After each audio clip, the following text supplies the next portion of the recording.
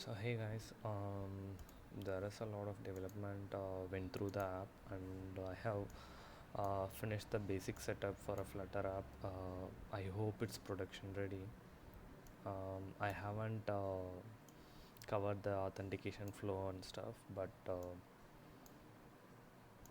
the app is usable enough, and it is highly scalable, and you can add any part of code or any modules um, inside it. So So when I started creating this app, I had a design in mind that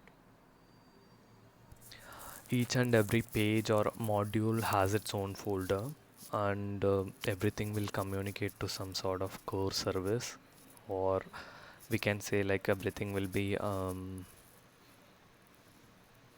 covered by a wrapper, and that wrapper will be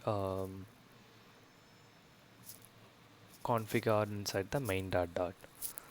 And the app came out pretty well. The design might not look good, but that wasn't the end goal, because I made the design to be configurable. Because the UI layer is separate, we can modify the UI however we like. And what I did is I created a app theme dot dot inside the core, so now so that we can handle all the common colors, text, and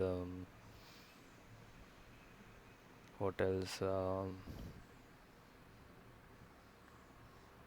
All the app theming and some custom theming. These are all available in my GitHub source code. Please feel free to fork it and develop on your own, and feel free to create a pull request for the mistakes I did in my code, and give me suggestions on how I can improve this particular code base to have a better approach. My next goal is to implement offline first Flutter app. Let me know if you guys are interested in that.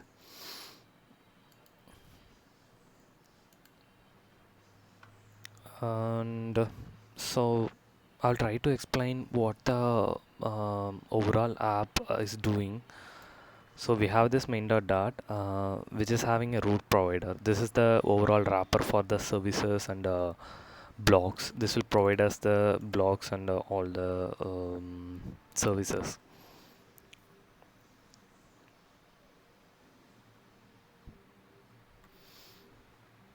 And that covers the provider layer. And if you see here, I have a mock configuration and a base URL. And if sorry, if use mock data is true, then all the services will use the mock repository class or the mock data class, to be exact. And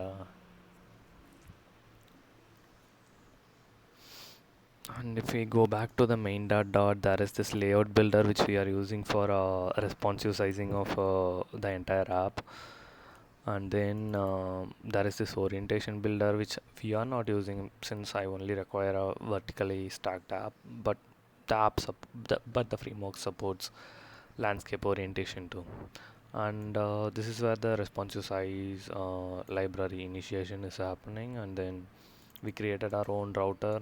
If you go here, this is our router setup, and I'm able to create page transition animation using this page transition library. And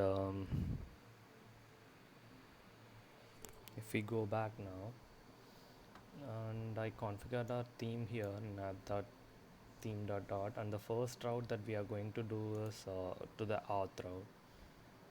So I created a module for the auth, and I created an auth page, and I created a whole lot of abstraction. I don't know if it is needed or not, but I did it anyway. Um, the entire page is controlled using block builder, to be exact. We are presenting the initial auth state for mobile number input, and then if the auth OTP is sent, it will do the calls that are required, and then it will change it to auth OTP form.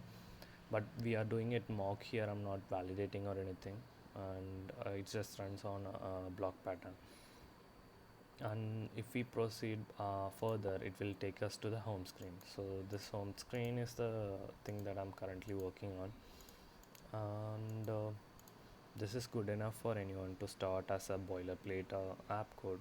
You can customize the app's login page to whatever you want.